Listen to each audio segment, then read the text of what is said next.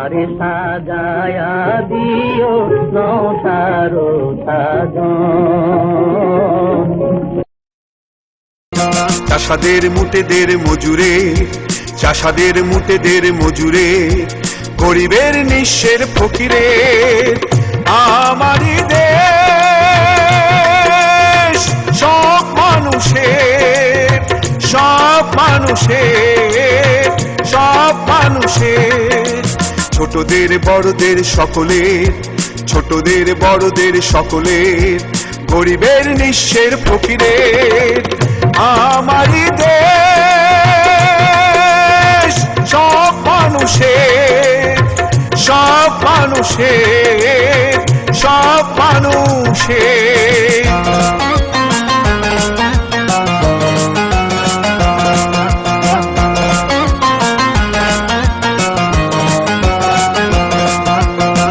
নেই ভেদা ভেদে থা গুলি আর কামারে, নেই ভেদা ভেদে থা চাষায় আর চামারে, নেই ভেদা ভেদে থা গুলি আর কামারে, নেই ভেদা ভেদে থা চাষায় আর চামারে।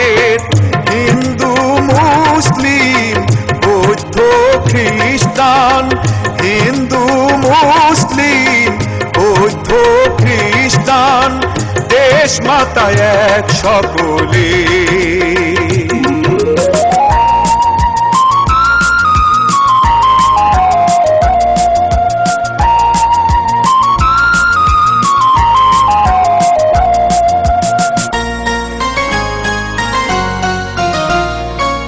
লাঙলের সাথে আজ চাকা ঘোরে এক তালে, এক হয়ে মিশে গেছি আমরা সেজে কোন কালে। লাঙলের সাথে আজ চাকা ঘোরে এক তালে, এক হয়ে মিশে গেছি আমরা সেজে কোন কালে। মন্দির মসজিদ গির্জার আবাহনে, মন্দির মসজিদ গির্জার আবাহনে, বাণী শুনি একই সুরে। ছোটদের বড়দের সকলের, ছোটদের বড়দের সকলের, গরিবের নিঃস্বের ফকিরের আমারই দেশ। সব মানুষের, সব মানুষের, সব মানুষের। একাত্তরের মা জননী, কোথায় তোমার মুক্তি সেনার দল? একাত্তরের মা জননী, কোথায় তোমার মুক্তি সেনার দল? যারা অস্ত্র হাতে ধরেছিল, মাগো তোমার তরে মরেছিল। ওমা যাদের ভয়ে পালিয়েছিল শত্রু সেনার দল, একাত্তরের মা জননী, কোথায় তোমার মুক্তি সেনার দল? একাত্তরের মা জননী, কোথায় তোমার মুক্তি সেনার দল?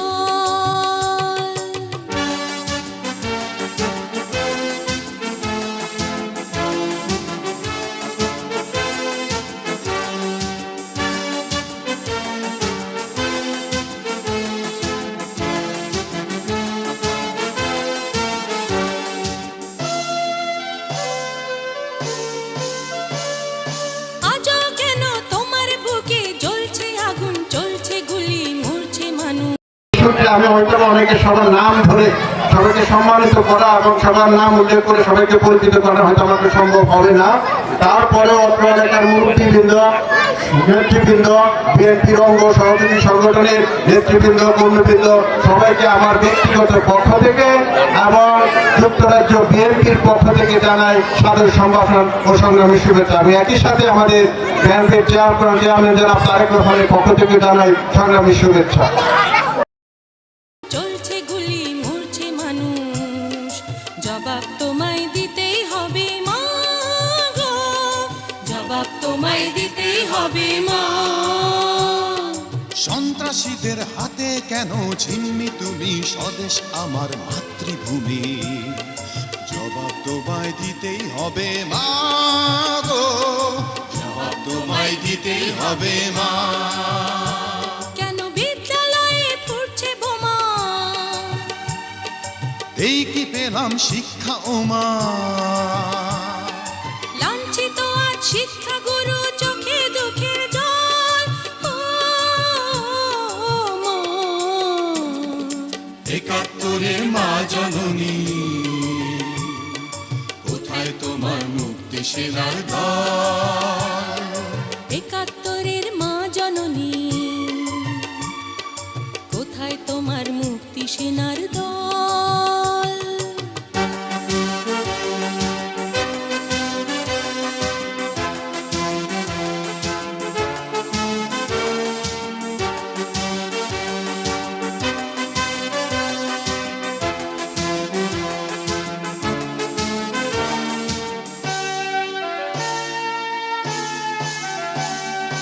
আজও কেন তোমার বুকে ঘুরছে তারা, একাত্তরের দালাল যারা? জবাব তোমায় দিতেই হবে মা গো, জবাব তোমায় দিতেই হবে মা। বিসমিল্লাহির রহমানির রহিম। শোনা যাচ্ছে? শুনতে পাচ্ছেন?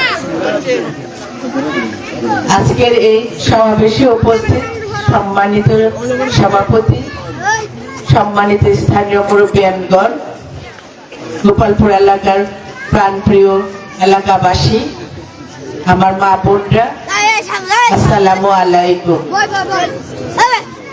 আজকে আমরা জানি সবাই বসে আছি, সবাই মানিকগঞ্জে ধানের শীষের এক একজন কর্মী, এক একজন সমর্থক এখানে বসে আছে।